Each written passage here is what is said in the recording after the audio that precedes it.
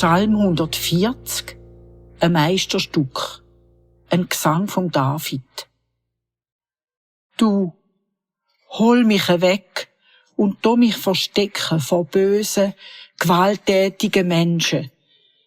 Die haben nur Schlechtigkeiten im Sinn und schüren den Streit, wo's nur können.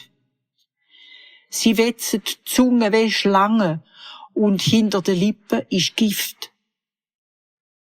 Du, tu mich behüten vor sonnigen Ruchen. Lass mich nicht denen in die Finger geraten, wo mich ja nur legen wollen. Sie legen den Strick oder ein Netz auf den Weg und stellen einem Fallen. Sie suchen immer ein Opfer. Ich komme zu dir. Du bist ja mein Gott. O du, lass, wenn ich beten und rufe. Du hast die Macht, mich zu retten. Du kannst mich schützen, wenn's losgeht. Du kannst verhüten, was wünschen gegen mich.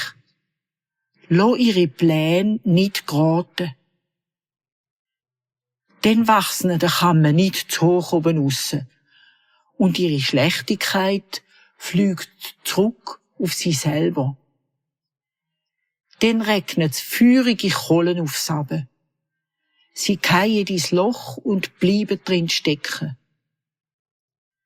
Verleumder dürfen nie aufrecht stehen. Und Gewalt bringt Gewaltige unter den Boden.